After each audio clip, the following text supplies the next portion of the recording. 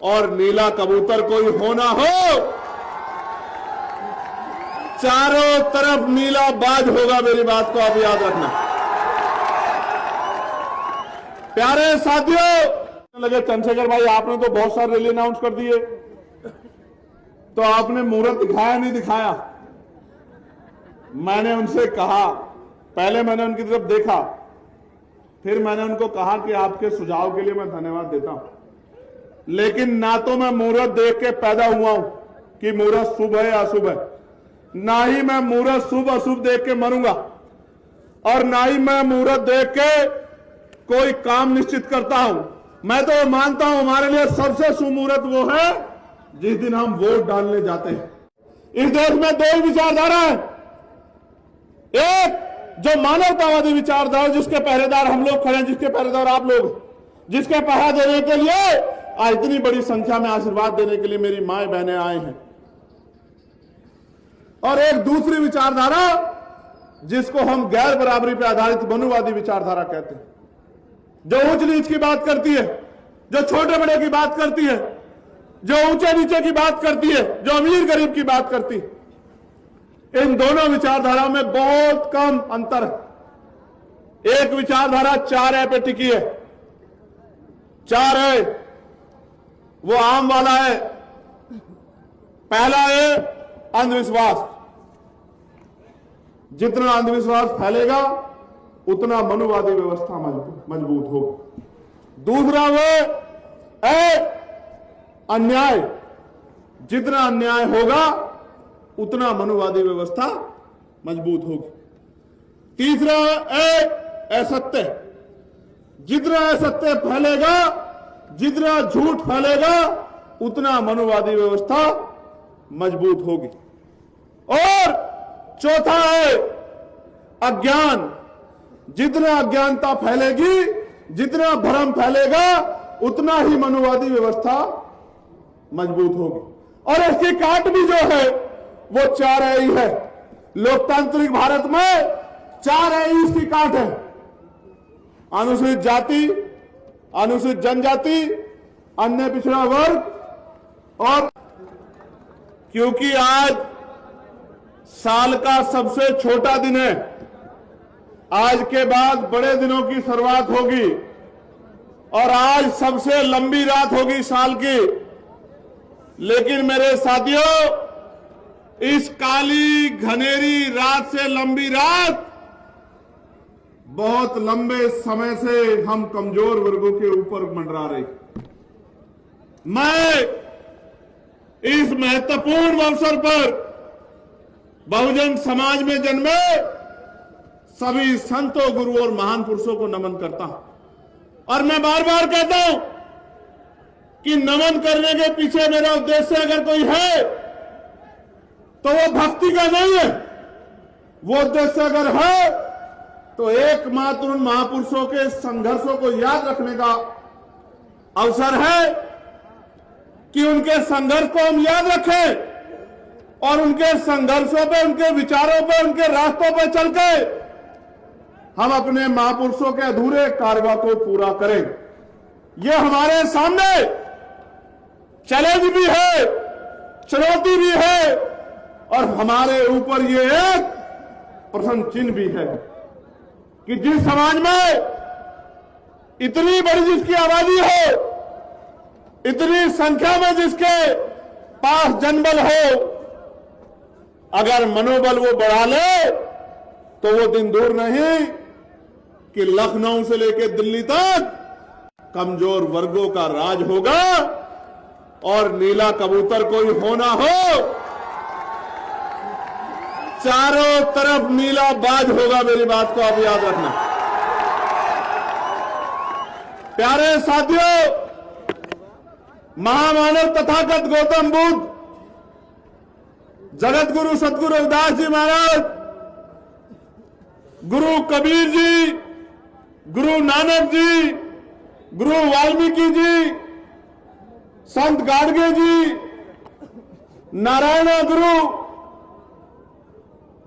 पेरियार रामास्वामी नायकर, पेरियार ललई यादव, राष्ट्रपिता ज्योतिबा फूले, मां सावित्रीबाई फूले, छत्रपति साहू जी महाराज, विश्वरत्न डॉक्टर बाबा साहब अंबेडकर, महामना रामसु वर्मा, चौधरी महाराज सिंह भारती, बाबू जगदेव प्रसाद कुशवाहा, जननायक कपूरी ठाकुर, मां अल्याबाई होलकर, मां अवंतिकाबाई लोधी, मां झलकारी बाई, मां फातिमा शेख, मां फूलन देवी, संतराम बीए प्रजापति जी, बाबू शिवदयाल चौरसिया जी, मान्यवर दीना भाना वाल्मीकि जी और मान्यवर साहब श्री काशीराम जी को श्रद्धा के सुमन अर्पित करता हूं।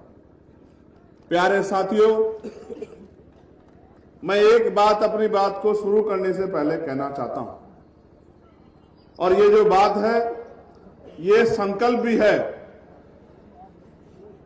अगर मेरे खून का कतरा कतरा भी महापुरुषों के मिशन को पूरा करने के लिए या आपकी आंख का आंसू पूंछने के लिए लग जाएगा, तो मैं आज वचन देके इस पावन अवसर पे कहता हूं कि कभी मैं उस खून के कतरे की परवाह नहीं करूंगा। मेरी बात को आप याद रखना। लेकिन ये लोकतांत्रिक देश है, संवैधानिक देश है। यहां लाठी डंडे बंदूकों से आप हिंसा तो कर सकते हैं, लेकिन स्वाभिमान सम्मान का जीवन प्राप्त नहीं कर सकते। और हमें अपने महापुरुषों से सीखना पड़ेगा। अगर हमारे महापुरुष चाहते तो वो हिंसा का रास्ता इख्तियार कर लेते, लेकिन हिंसा हमारे महापुरुषों ने हमें नहीं सिखाई। हम संविधानवादी लोग, अगर हमें कोई कटु शब्द कहता है तो हम शब्दों के बाणों के आधार पर उसका जवाब देते हैं और तर्क के साथ जवाब देते हैं। आज का जो कार्यक्रम है ये मेरे लिए महत्वपूर्ण है, क्योंकि ये जो कार्यक्रम है और इसमें जो कमजोर वर्ग का नौजवान आया है, उस नौजवान को मैं संदेश देने के लिए आया। मेरे मंच पे इस तरफ मेरी बहनें, मुझसे बड़ी छोटी, बड़े अभिभावक, पार्टी के सामान्य नेतागण, ये सब लोग जिम्मेदार हैं, समझदार। लेकिन असली चिंता आपको लेकर है।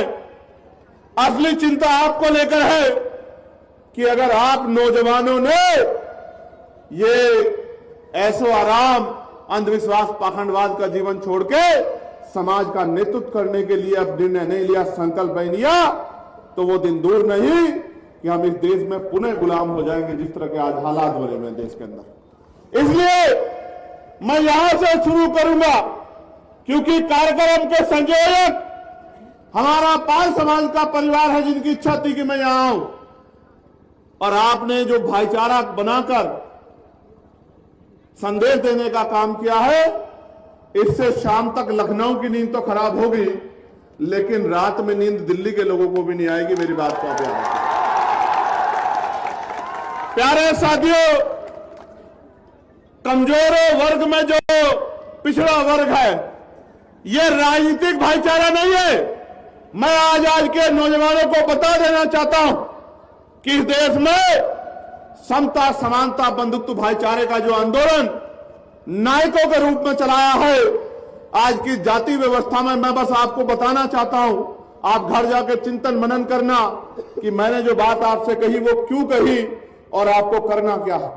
राष्ट्रपिता ज्योतिबा फूले, मां सावित्रीबाई फूले, जिन्होंने शिक्षा का अधिकार दिलाने का काम किया, जिन्होंने अन्याय, अत्याचार, अपमान सहने का काम किया, जिन्होंने उस समय में 2 दर्जन के करीब स्कूल खोल के कमजोर वर्गों के बच्चों को, बेटियों को, बेटों को पढ़ाने का काम किया, वो राष्ट्रपिता ज्योतिबा फूले आज जाति व्यवस्था में पिछड़े वर्ग से आते हैं, जिनको हम सैनी कहते हैं, मौर्य कहते हैं, साक्य कहते हैं, कुशवाहा कहते हैं। ये पूरा एक वंश है और ये राष्ट्रपिता ज्योतिबा फूले हमारे लिए बाबा साहब अंबेडकर से पहले हमारे नायक हैं, हमारे गुरु। उनके बाद आरक्षण के जो जनक हैं, जिन्होंने 1902 में आरक्षण पिछड़े वर्गों के लिए लागू किया, वो छत्रपति साहू जी महाराज, जिनको हम लोग कुर्मी वंश के रूप में जानते हैं, वो भी पिछड़े वर्ग के आज की जाति व्यवस्था में पिछड़े वर्ग में आते हैं। उनके बाद जिन्होंने अंधविश्वास पाखंडवाद पर चोट की, ईवी पेरियार रामा नायकर स्वामी, आज का जो हमारा पाल बघेल समाज है वो इसी समाज के रूप में और हमारे नायक के रूप में चमक रहे हैं। पेरियार ललन यादव, बाबू जगदेव प्रसाद कुशवाहा, जननायक कपूरी ठाकुर, ये सब महापुरुष जिन्होंने हमें संघर्ष करना सिखाया, सामाजिक न्याय सिखाया, ये पिछड़े वर्ग के लोग हैं। और आप जानते हैं बाबा साहब अंबेडकर ने 3 महापुरुषों को अपना गुरु माना। किनको? महामानव तथागत बुद्ध को, गुरु कबीर को, और जिनको देखा नहीं, क्योंकि बाबा साहब 1891 में अवतरण हुआ उनका और 1990 में राष्ट्रपिता ज्योतिबा फूले यहां से परिनिर्वाण प्राप्त कर गए। जिनको देखा नहीं, उनके संघर्ष, उनके विचार और उनके तमाम तरह के जो कार्य उन्होंने किए उसके आधार पर उन्होंने गुरु माना। तो जिनको बाबा साहब ने गुरु माना वो हमारे गुरु हुए नहीं हुए? आप बताओ, दोनों हाथ उठा के बताओ, हुए नहीं हुए? बहुत अच्छी बात। मैं ये बात आपको इसलिए कह रहा हूं कि ये पिछड़ा वर्ग जो है ये हमारा परिवार है और अपने परिवार के साथ हमें मिलजुल के रहना है। किसी भी कीमत पे हमारा भाईचारा कमजोर नहीं पड़ना चाहिए। इसलिए बात मैंने आपके सामने रखी, क्योंकि समाज जातियों में बटा हुआ है, समाज धर्मों में बटा हुआ है, और क्योंकि हम जाति व्यवस्था में जब पैदा होते हैं तो मेरा चाचा भी मेरी जाति का, मेरा मामा भी मेरी जाति का, मेरी बुआ भी मेरी जाति की, मेरा फूफा भी मेरी जाति का, मेरा दादा भी मेरी जाति का, मेरी मौसी भी मेरी जाति की। ऐसे जाति व्यवस्था के मक्कड़ जाल में हम लोग पैदा होते हैं कि हम जाति को श्रेष्ठ मानते हैं। लेकिन इस देश का कड़वा सच ये है कि पहले वर्ण और फिर जातियां वो लोगों को कुचलने के लिए और ऊंच नीच की भावना को बढ़ाने के लिए इस देश में बनाई गई। एक ही प्रक्रिया से पैदा हुआ बच्चा जिसके माथे पे कुदरत ने कुछ नहीं लिख के भेजा, ना जाति, ना धर्म, ना वंश, उसको इतने भागों में बांट के व्यवस्था ने इस देश में कमजोर वर्गों के लोगों को हाशिए पर रखने का जो षड्यंत्र किया है उससे हमें खबरदार होना पड़ेगा। इस देश में 2 ही विचारधारा है, एक जो मानवतावादी विचारधारा जिसके पहरेदार हम लोग खड़े हैं, जिसके पहरेदार आप लोग, जिसके पहरा देने के लिए आज इतनी बड़ी संख्या में आशीर्वाद देने के लिए मेरी माए बहनें आए हैं, और एक दूसरी विचारधारा जिसको हम गैर बराबरी पर आधारित मनुवादी विचारधारा कहते हैं, जो ऊंच नीच की बात करती है, जो छोटे बड़े की बात करती है, जो ऊंचे नीचे की बात करती है, जो अमीर गरीब की बात करती है। इन दोनों विचारधाराओं में बहुत कम अंतर है। एक विचारधारा 4 पे टिकी है। 4 है वो आम वाला है। पहला है अंधविश्वास। जितना अंधविश्वास फैलेगा उतना मनुवादी व्यवस्था मजबूत होगी। दूसरा वो है अन्याय। जितना अन्याय होगा उतना मनुवादी व्यवस्था मजबूत होगी। तीसरा है असत्य। जितना असत्य फैलेगा, जितना झूठ फैलेगा उतना मनुवादी व्यवस्था मजबूत होगी। और चौथा है अज्ञान। जितना अज्ञानता फैलेगी, जितना भ्रम फैलेगा उतना ही मनुवादी व्यवस्था मजबूत होगी। और इसकी काट भी जो है वो 4 ही है। लोकतांत्रिक भारत में 4 ही इसकी काट है। अनुसूचित जाति, अनुसूचित जनजाति, अन्य पिछड़ा वर्ग और अल्पसंख्यक समाज, यानी कि SC, ST, OBC और माइनॉरिटी वर्ग के लोग अगर भाईचारा बना ले तो मैं लिख के देता हूं। आज मैं इस गांव में निकल के आया हूं और मैं चैलेंज करके कह रहा हूं, इस क्षेत्र में पहली बार आया हूं, लेकिन अनुभव के आधार पर कह सकता हूं कि इस क्षेत्र में जितने गांव पड़े हैं वो दलित पिछड़े वर्ग के गांव हैं, क्योंकि उन घरों की हालात बताती है कि 75 साल बाद भी वो गांव सुख सुविधा और संपन्न नहीं हो पाए हैं। ये मैंने अपनी आंखों से देखा। अगर कोई घर सामने सड़क पे घर बन गया है तो पलस्तर नहीं है, दरवाजे नहीं है, घर के आंगन में जो व्यवस्था है वो खुद बताती है कि इस परिवार का आदमी सुबह कमाने जाता है, तब शाम के टाइम बच्चों के पेट में रोटी और उनके लिए व्यवस्था होती है। ये किसकी देन है? क्या ये देश गरीब है? नहीं। मैं लोकसभा का सदस्य हूं, मैं लोकसभा में बैठ के हर एक चीज पे ध्यान देता हूं। देश गरीब नहीं है, लेकिन इस देश का धन, इस देश की संपत्ति, इस देश की जमीन चंद मुट्ठी भर लोगों के हाथ में। जब तक धन धरती राजपाट का बराबर बराबर बंटवारा नहीं होगा, तब तक इस देश में सामाजिक न्याय नहीं हो सकता है। मेरी बात को आप याद रखना। देश आजाद हुआ 15 अगस्त 1947 को, गौर करो। देश आजाद हुआ कब? जोर से बताओ, जोर से बताओ। आजादी की आवाज मजबूत आनी चाहिए। कब आजाद हुआ? अभी भी नहीं आई, बहुत कमजोर हो तुम लोग। Good good. देश आजाद हुआ 15 अगस्त 1947 को। संविधान तैयार हुआ 26 नवंबर 1949 को, और संविधान लागू हुआ 26 जनवरी 1950 को। कब लागू हुआ? जोर से बताओ, कब लागू हुआ? असली आजादी कब आई? जब संविधान लागू हुआ और संविधान ने सुनिश्चित किया कि इस देश में कोई भी छोटा बड़ा नहीं, किसी को भी जाति के आधार पर, धर्म के आधार पर, स्थान के आधार पर भेदभाव का शिकार नहीं किया जा सकता। अवसर की समता होगी, लोकतांत्रिक व्यवस्था होगी, वोट का अधिकार होगा, और इस वोट के अधिकार के जरिए आप अपने बीच के व्यक्ति को ताकत में ला सकते हो। अब मैं दो चीजों पे आज मुझे आपसे बात करनी। अभी हमारे यहां एसआईआर हो रहा है। एसआईआर पे डिबेट हुई, पता नहीं आप सब लोगों ने सुनी, लेकिन अगली 5 मिनट में मैं आपको एहसास कराना चाहता हूं कि इस देश में कुछ भी मांगने से नहीं मिला। हर एक चीज के लिए हमें संघर्ष करना पड़ा, छीनना पड़ा। प्यारे भाइयों बहनों और मेरे बहुजन समाज के पहरेदारों, मैं आपको याद दिलाता हूं 1919 की। 1919 में से पहले इस देश में 3% लोग वोट देते थे। कितने परसेंट लोग? जोर से बोल के बताया करो, कितने परसेंट लोग? बहुत अच्छी बात। फिर मॉन्टेगो चेमफोर्ड सुधार समिति आई, सुधार हुआ, और सुधार में तय हुआ कि वोट देने का अधिकार उनके पास होना चाहिए जो टैक्स देते हैं। क्या देते हैं? वोट देने का अधिकार उनके पास होना चाहिए जिनके पास बहुत सारी जमीन है, जो जमींदार। फिर और सुधार हुआ, बहुत सारे लोगों को और उनको भी ऐड करना चाहिए जिनके पास बिजनेस है, व्यापार है, बहुत सारी धन संपत्ति है।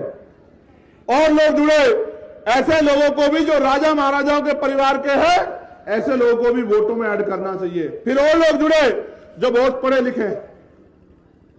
वोटों की संख्या बढ़ के हो गई 15%। और मैं आपकी जानकारी के लिए बताना चाहता हूं, इस देश में जब इस देश की संख्या, भारत अंग्रेजों के गुलाम था, 30 करोड़ से ज्यादा थी, तब यहां 80 लाख लोग वोट करते थे। सुधार होने के बाद जब बाबा साहब अंबेडकर ने इस बात को देखा, उन्होंने इस बात पर आपत्ति दर्ज कराई और पहली बार बहिष्कार हितकारिणी महासभा के जरिए अपना मेमोरेंडम दिया कि हमारे देश में लोकतंत्र नहीं है, हम गुलामों के गुलाम है, कमजोर वर्ग के लोग, इसलिए वोटिंग राइट सबको मिलना चाहिए। फिर गोलमेज कॉन्फ्रेंस हुई, राउंड टेबल कॉन्फ्रेंस, और बाबा साहब अंबेडकर ने तर्क के आधार पर अंग्रेजों के सामने इस बात को साबित किया कि जब तक अंतिम बालिग व्यक्ति को वोट का अधिकार नहीं मिलेगा, तब तक इस देश में लोकतंत्र फल फूल नहीं सकता है, तब तक लोकतंत्र स्थायी नहीं हो सकता है। मुट्ठी भर पैसे वाले लोग, मुट्ठी भर जमीन वाले लोग, मुट्ठी भर धन संपत्ति वाले लोग राज करेंगे और बाकी लोग उनके अंदर में काम करेंगे, तो कभी लोकतंत्र सफल नहीं हो पाएगा। इसके बाद क्या परिवर्तन हुआ आपको पता है? इसके बाद यह परिवर्तन हुआ कि कमजोर वर्गों को वोट का अधिकार मिला। मैं आपको और जानकारी देता हूं, उन 80 लाख वोटर में एक भी महिला नहीं थी, किसी भी धर्म की, किसी भी जाति की। उन 80 लाख लोगों में सिर्फ पुरुष थे, और पुरुष भी सामान्य जाति के थे, और सामान्य जाति में भी जो संपन्न थे, उन संपन्न जाति के, सामान्य जाति के लोग वोट करते थे। आप महसूस करके देखो, अमीर अगर वोट करेगा तो गरीब को करेगा या अमीर को करेगा? बताओ आप मुझे, किसे करेगा? गरीब को अमीर वोट कर सकता है। इसलिए बाबा साहब ने